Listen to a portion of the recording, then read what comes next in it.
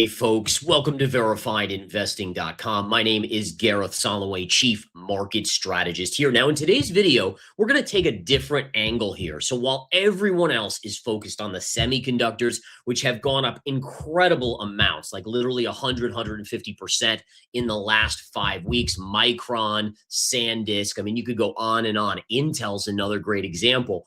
Those have they've run so much more than I even thought they would, but that's what happens in bubbles. I mean, let's be fair. That is exactly what a bubble is, when the valuation makes no sense any longer and it's all a momentum trade.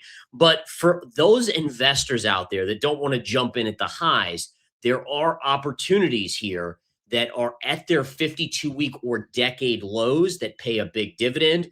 And these, I think, are the next gems in the market. All right. Upside 20, 30, 40% plus 7 to 10% dividends. I want to get into those because that's where I think the next bull market's going to be when everything else pulls back substantially. All right. So let's take a look here at the first one. The first one's ConAgra. And look at this chart. I mean, absolutely incredible. If you go back to 2023, it was trading at $41. It is now a $14 stock.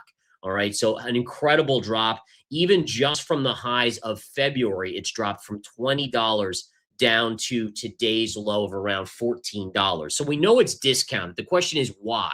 Well, part of it is honestly, their costs are going up. Inflation's going up. Can they pass along those costs to the consumer that in general, the people that are buying frozen dinners and stuff like that, they're very cost conscious. And so there's a little bit of an issue there, but ultimately people have to eat. And again, that's where ConAgra comes in, right? So even in a recession, ConAgra, you could argue, is recession proof to some extent. Now, if we look at the chart again, this is what gets me kind of amazed. We look at this and we are trading back, and I went to the monthly chart here. We are trading at levels that we have not seen since 2009, right here in 2009. And so we are talking 27 years ago. That is when the last time ConAgra was down here. Now, listen, is there some risk in ConAgra? Absolutely there is, right? So you could go as low as this low here, right? But you also, look at this, guys. You also have a bunch of pivots that we're now getting into, right? So again, if we look at this, you have low pivot here, here, here, here, and this one. This zone is starting to get attractive. And if you look at this, right, here we have this zone that goes down to about 10.5. Well, the stock's at 14 right now. It's not that much of a downside move. All right, so that's number one. Number two, if we look at the RSI, let's bring up the RSI on this because this is where it gets interesting. You have some distinctive bullish divergence. Okay. And I'm going to redo, I don't like having the moving averages on there. I personally don't think you actually need it. I'm going to change that to orange. We're going to make it bigger. All right. So this is what I want you guys looking at. So look at this, how recently we've seen ConAgra low, lower, low, lower, low, and then same thing here, right? It's been trending down. But if you look at the RSI is beginning to trend up.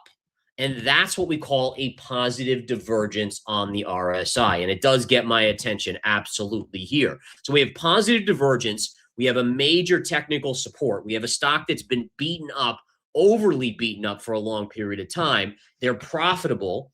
All right. So profitability, that's not a risk for them at all. And then this is the kicker that I really like about this play. So if we bring up this gives us all the data on the stock. All right, so it's trading at 1402 as of this video. All right, so it's only a $6.6 billion company. I mean, that's nothing. But the dividend yield, look at that, 10%. They're paying you 10% to just hold the stock. All right, if you hold it for a year, you make 10%.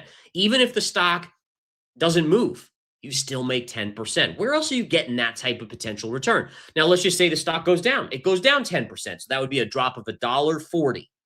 Your break even. All right. Now, again, is this a sexy play? No. But you know what? When you get into bubble markets, at least for me, I would much rather be looking at these names that are beaten down, that have the potential to go up 20 or 30% more, 40% plus, pay 10%. That's where I'm looking. All right. So now let's flip over to a couple others. KHC, Kraft Heinz, another one here. So Kraft Heinz, we look at the bigger time frame. Let's go to the monthly chart. All right. You can see here on the monthly chart, going back to 2020, we are virtually into that low. So you're basically back to when, I mean, I don't know how many of you guys remember COVID, but people were panicking. They were like, oh, the world's ending. So at world's end, KHC was trading where it is now. That's the way people looked at it. That's where it's currently trading.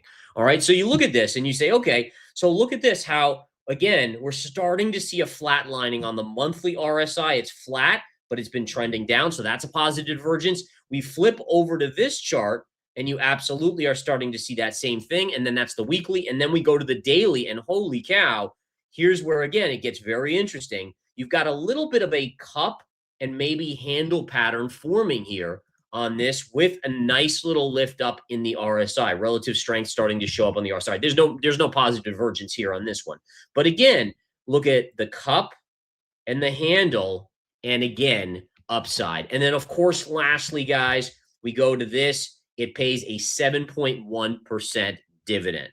7.1%. The company's valued at just under $27 billion. All right, lastly, Clorox. We all know Clorox, or at least most of us do. Clorox, again, hammered just since the start of this year, or in February, it was $128. It's now trading around 88. If we go to the bigger time frame, you go back to the monthly, you have to go all the way back to 2013. So we're talking 13 years ago was the last time it traded down in this range. So it's been beaten up. And the same thing applies here. If we go back to the daily and we flip over here, what's the dividend yield? 5.76%. And again, I totally get that most people are going to watch this video and say, man, I want to be in the semiconductors because they go up 10% a day. But at some point, they're going to drop 30, 40, 50, 60%. Now, not in a day, mind you, but well, 10% maybe. But the key is when you look at risk reward and preservation of capital, at least for me, and I can only speak for my own self and what I would be interested in here, it's looking at these plays. Multi-decade lows, pay as a high 5-10% dividend on some of these things. I mean, 10%, holy cow. And again, they've been around for decades and decades. Some of them, 30, 40, 50 years. Some of these companies have been around for that long. So that's really what I wanted to talk about today, guys, is moving away from this kind of the hype and the craziness of saying, oh, we got to get in the dividend. We got to get in the semiconductor plays. They're running. I mean, again, these are up literally, some of these semiconductors 150%. I mean, Intel alone is up over 150% just in the last month. So you have to say, all right, does it have another 150%? Maybe. At 100 PE, forward PE, that's a little steep.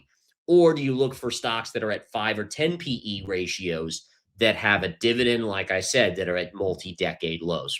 Food for thought. As always, folks, my name is Gareth Soloway. Thank you for tuning in. Take care.